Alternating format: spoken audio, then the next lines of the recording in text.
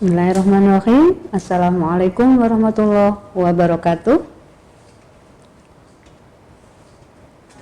Perkenalkan, saya Iva Kamalia. Saya adalah guru kelas 4 di SD Dar El Salam.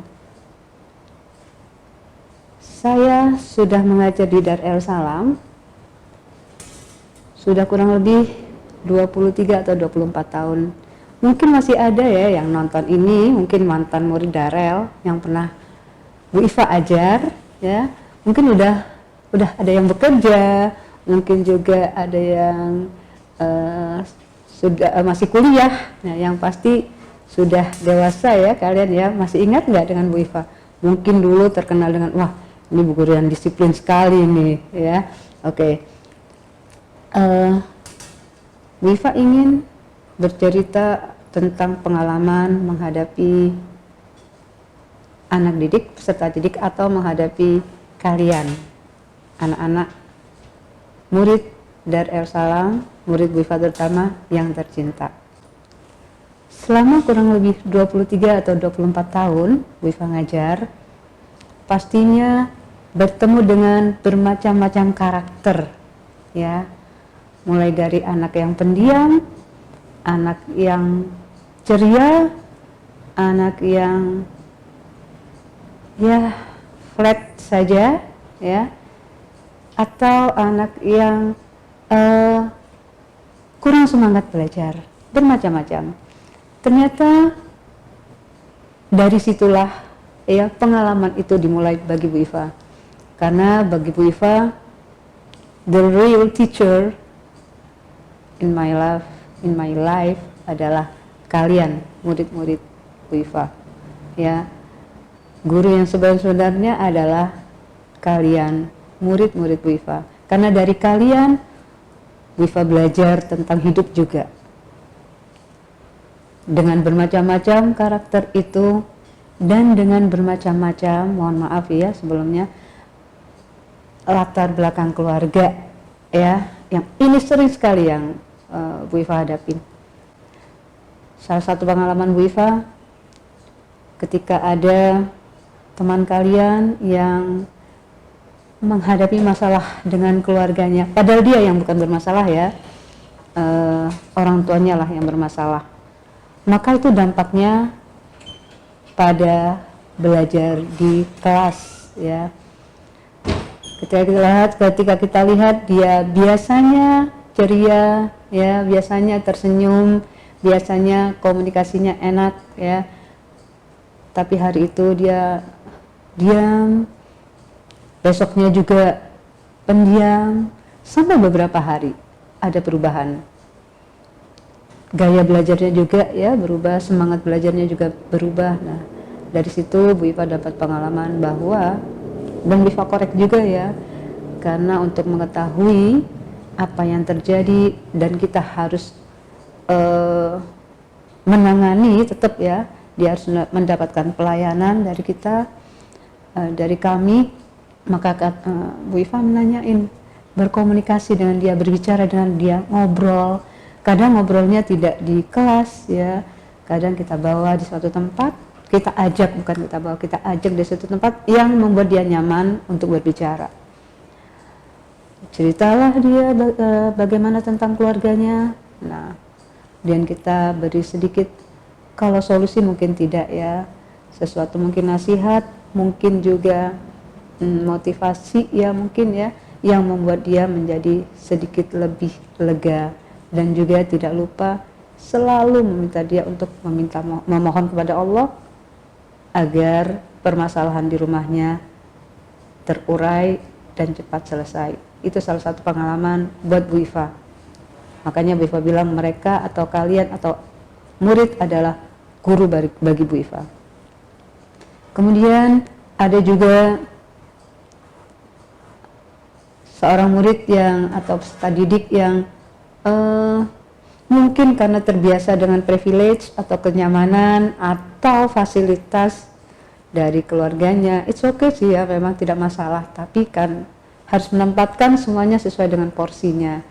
Nah, mendapatkan privilege dari keluarganya atau fasilitas yang luar biasa, sehingga hal tersebut terbawa di sekolah, di kelas, dan itu kadang-kadang ya, dan sering nih ya, mempengaruhi pada kegiatan belajar ya, kegiatan belajar entah atau lebih tepatnya dalam pergaulan dia di kelas.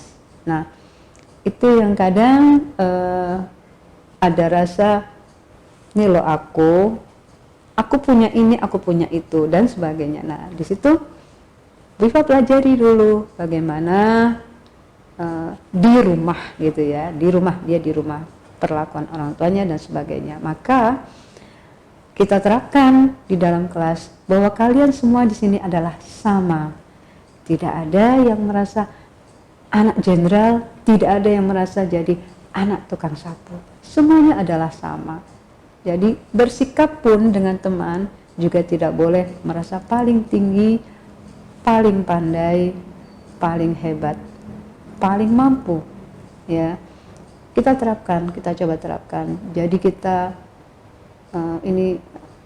kita berusaha bahwa dalam kelas itu mereka harus nyaman. Mereka harus merasa, oh, aku sama loh dengan yang lain, gak ada bedanya. Sering sekali Bu Iva bilang, kalian ini bayarnya semua sama dan mendapatkan pengajaran yang sama. Tidak ada yang diistimewakan, kecuali memang ada beberapa karena kita sekolah inklusi ya, ada beberapa siswa yang memang harus dapat ekstra ya, karena mereka lebih ekstra juga, lebih hebat dalam kemampuan yang lain. Kemudian itu juga termasuk pengalaman Bu Iva yang menyebabkan Bu Iva bilang bahwa kalian adalah guru buat Bu Iva. Itu sedikit dari banyak sekali pengalaman yang Bu Iva alami selama mengajar di Darel. Kalian perlu tahu bahwa sekolah kita ini awalnya hanya 4 lokal dan berkembang. Bu Iva mengikutin ya, bagaimana di tahun kedua sekolah ini bagaimana Darel bertumbuh, berkembang sampai menjadi besar seperti ini. Dan ini yang perlu kalian catat, perlu kalian jadikan motivasi. Darel Salam juga mencetak alumni yang luar biasa. Viva juga dengar ya di Darel Salam bahwa alumninya udah banyak juga yang melanjutkan S2 di luar negeri ya, S3 bahkan di luar negeri. Itu yang membuat Bu Iva sebagai salah satu saksi hidup bagaimana Darel ini berkembang pesat dan hebat, sehingga membuat kami sangat bangga sekali dengan Darel dan anak didiknya. Mengajar yang menyenangkan. Mungkin awal-awal Bu Iva itu ya anak-anak ya, mengajar namanya juga baru, pengalaman belum begitu banyak ya. Mengajar itu strength sekali, mungkin alumni tahu deh Bu Iva. Semakin lama karena dari pengalaman itu dan mengenal karakter yang lebih banyak, maka harus berubah. Juga dapat pembelajaran ya, karena harus ikut diklat dan sebagainya. Bagaimana sih cara mengajar yang menyenangkan, membuat siswa nyaman ya. Kami para guru harus mulai menerapkan metode pendekatan yang menyenangkan buat mereka, bahwa belajar itu tidak hanya terkungkung dalam sebuah kotak, kemudian kaku, kemudian seperti sesuatu yang menyeramkan sekali. Tidak ya, kita coba belajar dengan outdoor ya, bukan berarti outdoor activities kegiatannya bukan, tapi kita contoh nih ya, kita belajar matematika tentang pengukuran. Kita ajak anak-anak keluar, yuk kita ukur berapa panjang dan lebar rak sepatu Nah, mereka sangat antusias. Itu sudah menyenangkan anak-anak. Kemudian ketika kita belajar tentang IPA, ya, tentang bagian tumbuh-tumbuhan, maka kita ajak mereka juga ke taman. Alhamdulillah Darul ini termasuk sekolah yang ini nih, eco green ya, yang hijau. Ada tumbuhan di sini banyak justru ya tumbuhan, dan mereka mempelajarinya. Mereka bisa dengan real daunnya, anak-anak mempelajari bagaimana tulang daun dengan tinggal melihat, pergi eksplor ke halaman kelas, halaman sekolah ya, di situ banyak sekali tumbuhan, mereka tinggal mengamati, memetik, kita perbolehkan memetik tapi tidak banyak ya, karena ini juga harus cinta lingkungan juga ya. Kemudian ketika pembelajaran SBDP kita memanfaatkan juga daun kering yang digunakan untuk kolase dan sebagainya, banyak lagi sebenarnya. Anak-anak mengeksplor diri mereka, tidak belajar di dalam kelas saja tetapi juga di luar. Kemudian ada lagi kita mungkin dengan teknologi ya, seorang guru juga nggak boleh istilahnya gatek ya istilahnya ya, tetap harus ya welcome terhadap teknologi ya, harus welcome terhadap teknologi, tidak bisa menolak dengan mentah-mentah tetapi tidak juga menerima dengan mentah-mentah ya. Kita saring supaya ada filternya, tetap ada filternya. Contoh nih, saya banyak juga, terus terang saya banyak juga dapat ilmu dari aplikasi TikTok ya, bagaimana games yang menyenangkan, dan anak-anak suka sekali itu. Ketika saya coba praktekkan di kelas, anak-anak sangat suka dan mereka bilang mereka enjoy sekali. Kuis juga, selama ini kadang kita kuis hanya menggunakan kertas, kemudian tulis jawabannya, mengacungkan tangan. Kita coba dengan menggunakan warna-warna, kita gunakan kertas lipat origami, kita pakai Quizzes ya. Kemudian platform Quizzes itu, nah kita gunakan itu dalam kelas untuk belajar entah matematika, IPA, bahasa Indonesia, IPS, PKN. Dan mereka sangat antusias. Pernah saya dengar, murid saya bilang, seru nih belajarnya begini daripada nulis terus. Nah itu yang sering saya dengaran. Daripada nulis terus, bukan belajar terus ya, daripada nulis terus lebih seru kayak begini nih Bu. Oke, tapi kan sesekali saya bilang itu. Kemudian kita coba juga karena mungkin menurut anak-anak pelajaran seperti IPS, PPKN ya, itu kan sesuatu yang kadang harus dihafalkan, yang mungkin kalau zaman kita dulu, aduh ini membosankan sekali ini ya. Nah kita coba bagaimana sih supaya menyenangkan, kita coba pakai metode drama. Kemarin kita coba dengan membuat kelompok, kemudian mereka memeragakan bagaimana sih keragaman di Indonesia, mulai dari agama, kemudian hari besar keagamaan termasuk di dalamnya, kemudian karakteristik individunya juga, mereka menjelaskan dan mereka nyaman sekali. Mereka yang paling suka itu belajar berkelompok ya. Dalam belajar berkelompok ini juga ada role-nya, jadi tidak hanya anak yang pandai ya, tanda kutip ya, karena semua anak adalah pandai atau pinter, yang ngelit ya, tapi semua harus dilibatkan, dan kita kasih aturan juga bahwa saling menghargai pendapat teman, minta pendapat teman, tidak egois, tidak memaksakan jawabannya sendiri. Even nanti salah jawabannya, kita salah sama-sama gitu ya. Jadi tidak boleh ada rasa egois. Kita mencoba karakter ya, membentuk karakter anak juga. Memang itu ada pengaruhnya, sangat berpengaruh sebenarnya diskusi itu, dan anak-anak enjoy. Kita bilang ayo kalau ada 5 soal bagi, dan saya yakin semua guru juga seperti itu menerapkannya ya. Oke. Dan beberapa lagi, banyak sekali cara belajar yang menyenangkan untuk sekarang.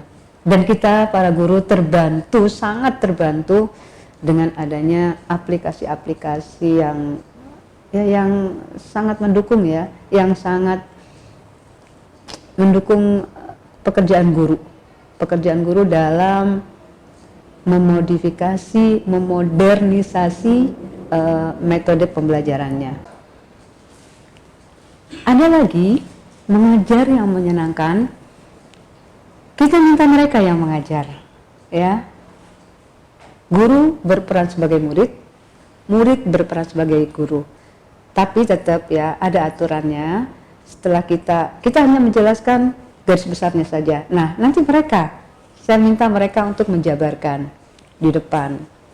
Mungkin seperti presentasi ya, Dan saya yakin semua guru pasti melakukan seperti itu.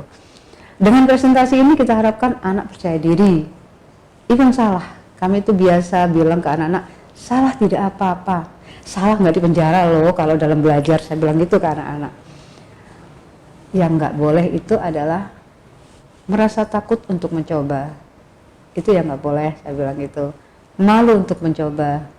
Karena kita bilang, malu itu kalau berbuat maksiat, malu itu kalau kita mencuri, dan hal-hal yang negatif lainnya. Boleh kita merasa malu, tapi untuk hal yang positif, kalian it's okay, saya bilang gitu.